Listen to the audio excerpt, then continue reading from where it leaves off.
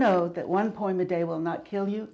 We hope you'll find out by listening in every day during April to One Poem a Day Won't Kill You, Yamhill County's celebration of National Poetry Month.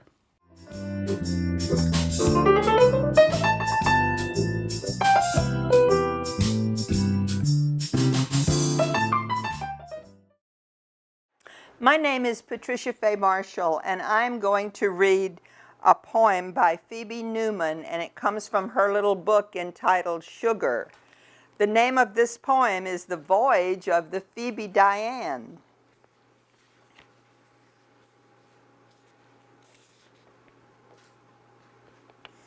I remember moving west, packing up despite all my friends telling me everything I wanted out west I could get right there in New York City.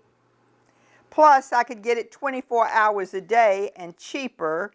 But honey, when I drove through that tunnel on the first day of February 1988, I did not look back. I thought about Lot's wife, just a mess of salt in the middle of the road, and how aggravating that would be to all the traffic piling up on the turnpike around my navy blue Toyota, the one with the rocking chair tied on top, the statue of the Empire State Building on the dashboard, 6 giant bags of peanut M&Ms, and 2 little cactus plants representing the desert, which was calling to me the way deserts do, with the sounds of sand and dry cottonwoods. Watching flock after flock of geese migrating over the Jersey meadows above all the toll booths and broken down semis, whose drivers were usually walking around them, kicking the front and the back and the tires and whomping on the doors with their fists, I believed that I would be okay in the West, particularly with this uncowboy that I was wild about at the time, and still am.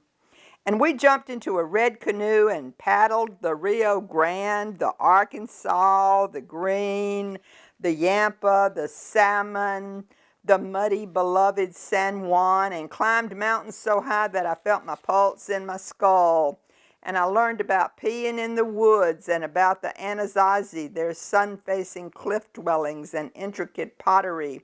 And I also learned about being a stepmother, which I guess means being a step away from the real thing, and you and the kid get to decide if it's a baby step or a giant one.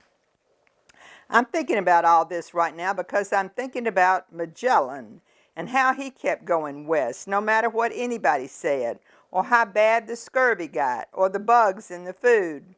Concerns that I certainly never had. I only had to worry about things and people and the weather and water and altitude being different from what I was used to.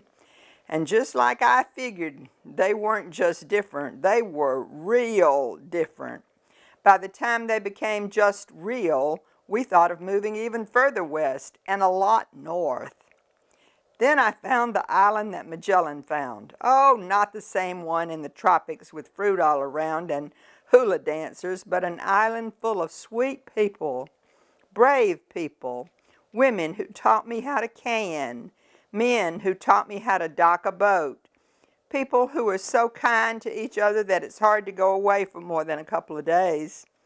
I love to be inside this kindness, the courage people learn from the sea and the wind, the generosity I've learned from living on an island.